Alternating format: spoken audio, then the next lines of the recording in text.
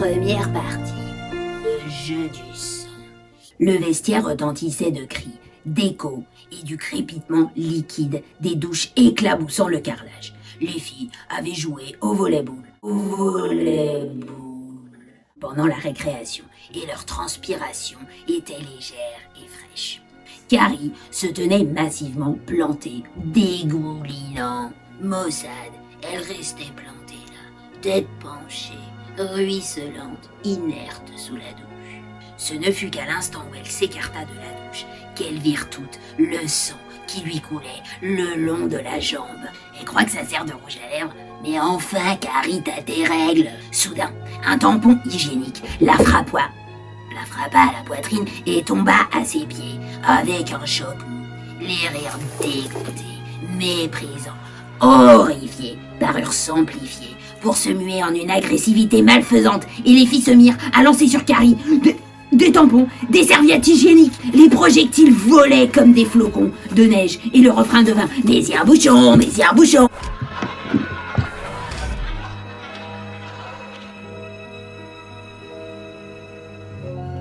Ce qu'aucune ne savait, bien sûr, c'est que Carrie White était télécinétique. Graffiti sculpté dans un bureau du collège Chamberlain. Les roses sont rouges, les violettes bleues, le miel sucré, mais Carrie White bouffe de la merde. Elle descendit Ewan Avenue et traversa l'intersection de Carlin Street à hauteur du feu rouge. Des crampes lui parcouraient le corps en longues vagues douloureuses, la force embarrassant à ralentir le pas comme une voiture au carburateur encrassé. Lui écrasait la tête avec un énorme rocher. Leur écraser la tête à toutes, ce serait formidable. L'élément dominant dans la pièce était à coup sûr l'énorme crucifix de plâtre dressé contre le mur du fond. Un rictus de douleur outrancier figé sur le visage. Le Christ qui était fixé, la bouche entr'ouverte, inversée vers le bas. La bouche entr'ouverte. Ah non, incurvée vers le bas. La bouche entr'ouverte. Il y avait aussi une machine à coudre, avec une lampe devant laquelle Carrie piquait quelquefois des robes pendant que maman brodait des napperons et parlait du jugement. Elle dégrafa son soutien-gorge de coton et le laissa tomber sur le sol. Ses seins étaient d'un blanc laiteux, lisse et gonflé. Elle se caressa la poitrine et un frisson la parcourut à fleur de peau. C'était mal, très mal. Maman lui avait dit qu'il y avait une certaine chose. Attention, disait maman. Ça vient la nuit. Cela... Attends, ça monte.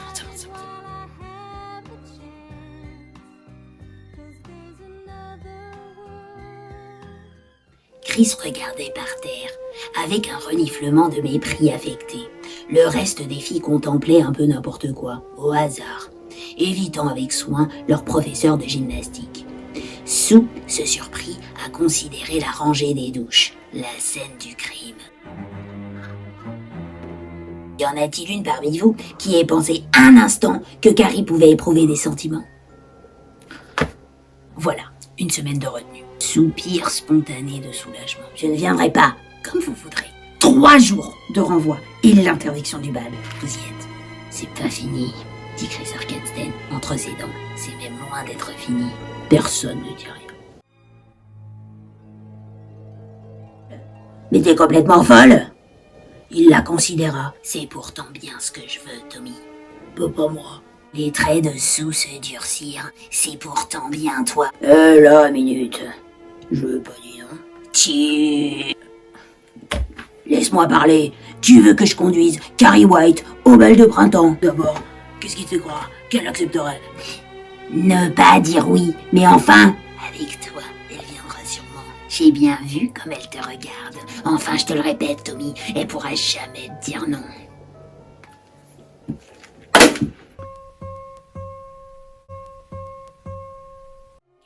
Tu n'as pas touché à ta tarte, Carrie. Maman leva les yeux du tract qu'elle lisait avec attention, tout en buvant son infusion. C'est moi qui l'ai faite. Ça me donne des boutons, maman. Tes boutons, c'est une punition du bon Dieu. Allez, mange ton gâteau.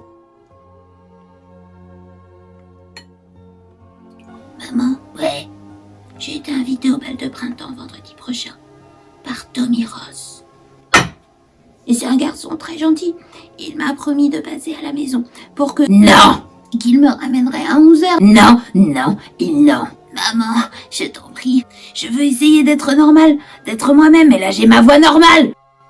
Je suis bizarre, j'aime pas ça. Miss White lance sa santé à la figure de Carrie.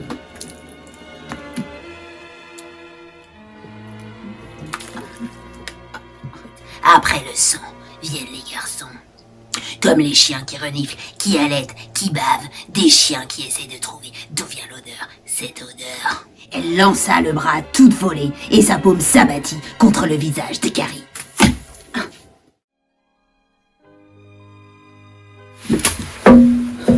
Elle passa sa robe pour la première fois le matin du 27 mai dans sa chambre. Elle avait acheté un soutien-gorge spécial pour la porter qui mettait sa poitrine en valeur. Non pas qu'elle en ait eu besoin le moins du monde. Elle n'aperçut dans la vitre qu'un reflet fantomatique et frustrant de sa silhouette. Je vois tes sales bosses. Tout le monde va les voir. Ce sont mes seins, maman. Toutes les femmes en ont. Enlève cette robe. Non.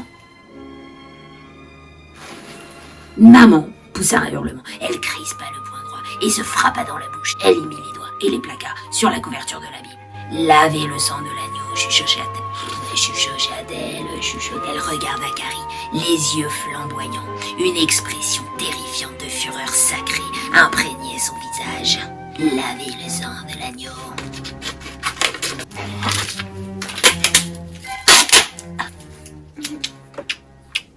Tommy.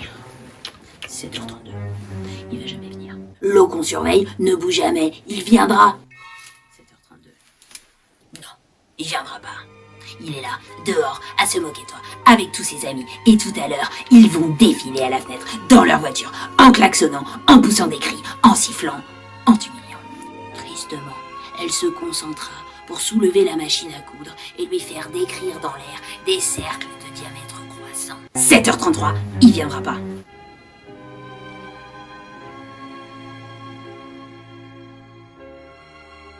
Quand je te mollis la maison. L'idée lui vint naturellement, spontanément. D'abord, la machine à coudre, projetée à travers le mur du salon, le canapé, par une fenêtre, les tables, les chaises, les livres. Tout.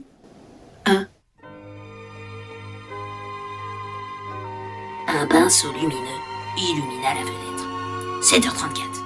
Elle ouvrit la porte. Il était là. Je te plais.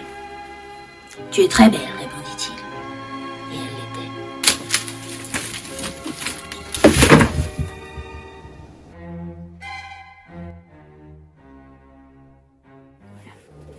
Déjà, on va faire un test. Là, ça.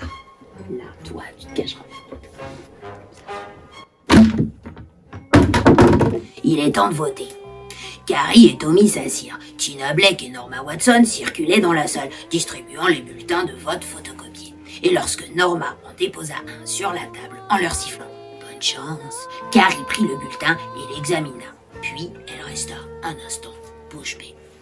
« Tommy, nous sommes inscrits là-dessus. »« Ouais, j'ai vu ça, » dit-il. « Pour qui va-t-on voter ?» Elle considéra, perplexe, le petit crayon près de sa braquette. Bon, elle considéra, perplexe, le petit crayon près de sa barquette de fruits secs. Ils sont plus de ton clan que le mien. Elle eut un rire bref. D'abord, moi, je ne suis d'aucun clan. Il haussa les épaules. Votons pour nous-mêmes. Au diable la fausse modestie.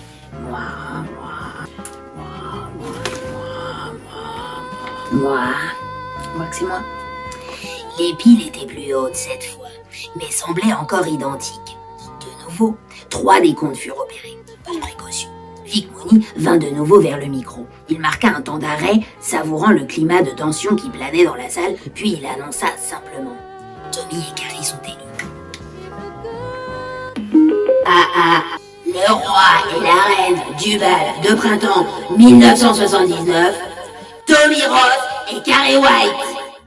Some were born to dance, born to take a chance. Others sleep. Billy venait de faire une flexion sur les genoux pour se dégourdir. À côté de lui, Chris manifestait une nervosité croissante. Elle passait machinalement les mains sur les coutures de son jean délavé et se mordait les lèvres inférieures avec fébrilité. Il plongea en avant et, des deux mains, tira avec violence sur la cordelette. Il n'y eut tout d'abord aucune résistance et Chris crut un instant que Billy l'avait roulé sur toute la ligne. Puis, la cordelette se raidit et elle sentit une brûlure fugitive à ses paumes.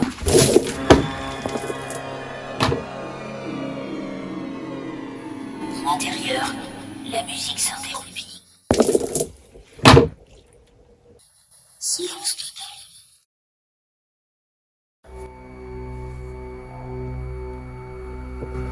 Tout le sang sur le livre. Les seaux tombèrent. Elle ne perçut d'abord qu'un choc métallique sonore par-dessus la musique. Puis elle se sentit submergée par une masse liquide et gluante. Elle entendit très distinctement quelqu'un dire « Oh mon Dieu, c'est du sang ».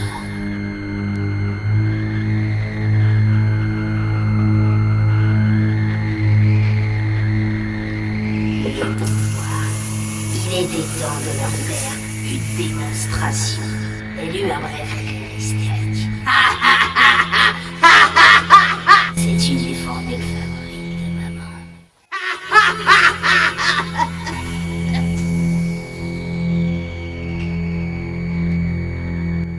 Et dans un élan soudain, aveugle, elle fit appel à tout le pouvoir qu'elle pouvait détenir. Plusieurs lampes s'éteignirent. Il eut, quelque part, un éclair éblouissant. À l'instant même où l'un des câbles électriques s'abattait, elle ressentit dans sa tête comme une série. Oh non! Comme une série de commotions, tandis que les disjoncteurs entraient vainement en action. Et il y eut une explosion d'étincelles rougeâtres, puis la banderole de papier crêpe qui décorait la scène prit feu. Brusquement, sa longue jupe s'embrasa et elle s'abattit en avant. C'est peut-être à ce moment que Carrie bascula dans la déraison.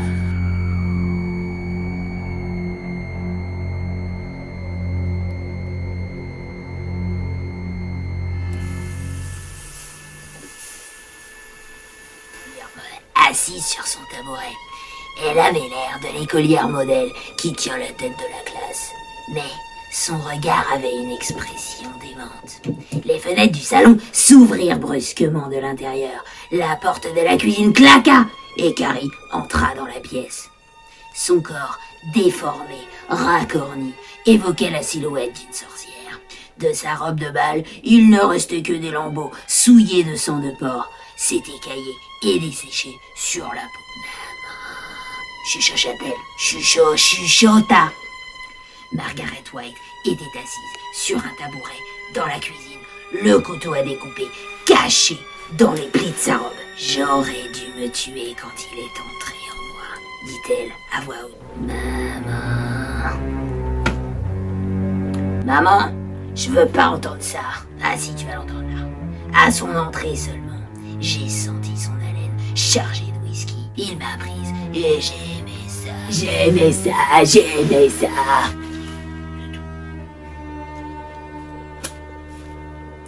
Elle brandit le couteau. Je suis venue pour te tuer, maman. Prions, dit maman. Avec un geste de supplication, maman se pencha en avant. Carrie, devinant peut-être la menace, se rejeta vivement en arrière et le couteau, au lieu de s'enfoncer dans son dos, la pénétra dans l'épaule. Maman trébucha dans les pieds de sa chaise. Le sang commençait à couler autour du manche du couteau et goûtait sur le sol. Puis Carrie dit à mi-voix, je vais te faire un présent, maman.